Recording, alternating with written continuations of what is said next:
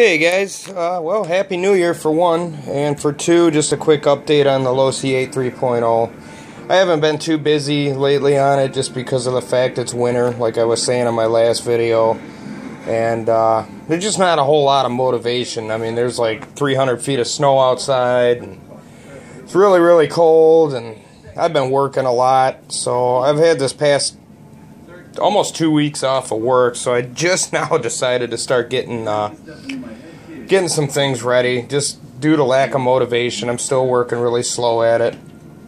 I got the radio tray finished. There isn't a whole lot to really elaborate on the radio tray, other than maybe the spacing of the servos. I know for a fact on the high-tech servos you can just use the standard spacer, and let me see if I can find these spacers. They just elevate the servo up so it doesn't hit the chassis. It's pretty critical, and all you really got to do is lay it flat on the table when you're building the radio tray, and just make sure that the servos, when it's sitting on its little post or whatever where it bolts to, that the servos are actually up off of the table, because you do not want the chassis to smack the bottom of the servo. That will like just about instantly destroy it. Because they don't really say how critical that is, but it is critical, and I've seen things go bad with servos for that reason. Here's one of the spacers. So, but with if you're running the Gen 3 radio tray and you're gonna use high-tech servos, just the one standard spacer on this side underneath the servos is gonna work for you. The only other critical thing, but they're pretty adamant on that in the instructions, is the lineup marks on the throttle linkage. Other than that, it's pretty good.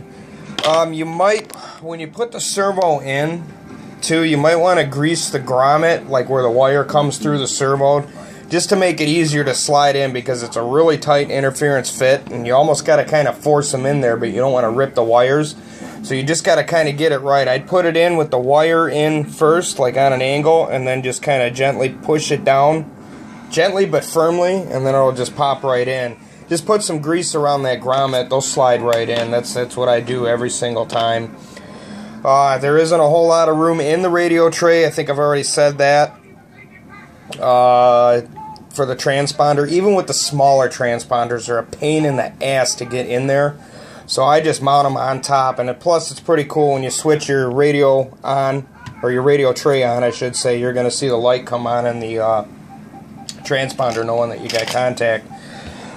This here, I want that new push button on-off switch for that, so I'm just going to leave this apart until I go ahead and order that.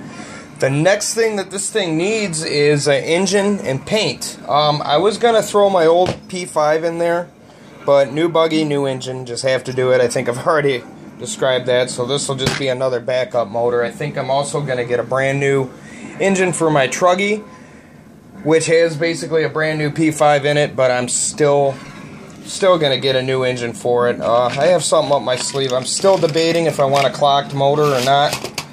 I know they're really good, but you know, I don't know yet. I've been doing fine with these engines, and the clockwork motors, yeah, they're high maintenance, but what isn't in this hobby if you want to do something right?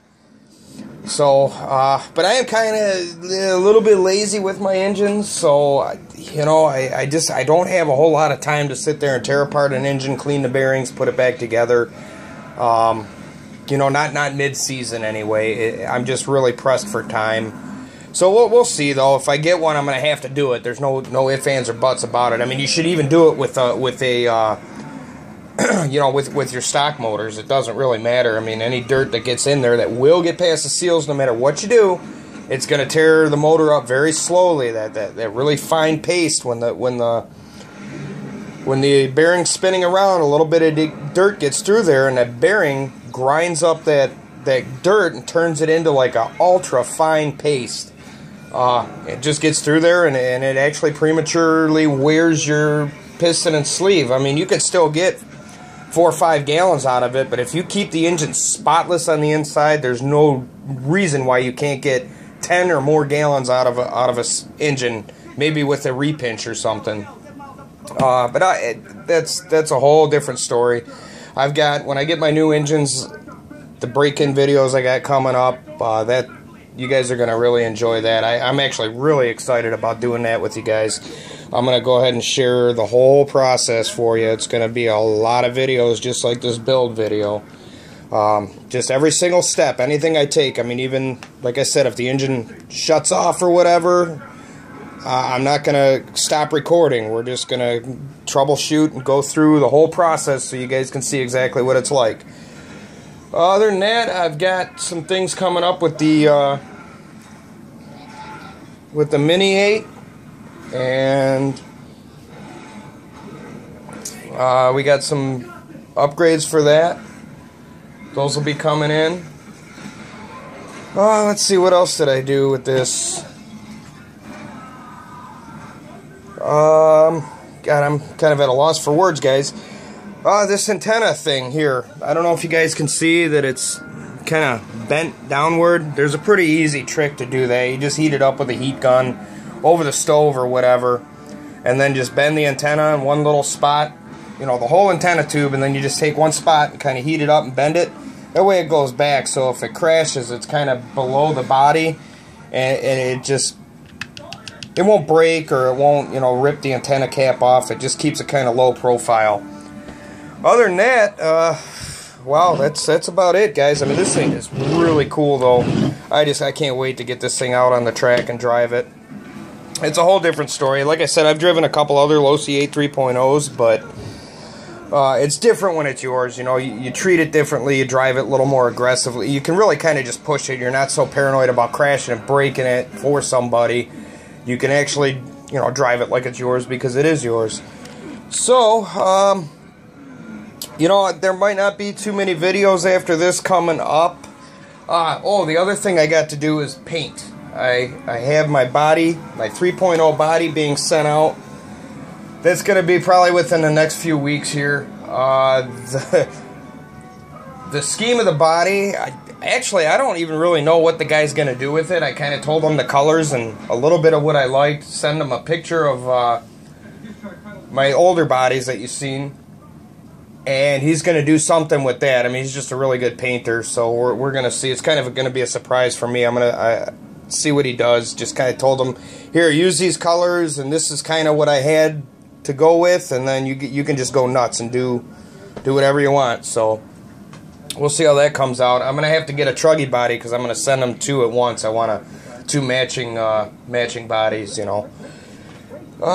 Let's see. I don't think there is anything else. The only other thing I'm doing here is just kind of discharging, recharging the batteries, putting these in storage. I've already done one of my receiver packs. I'm onto the starter box. I'll do my other receiver pack.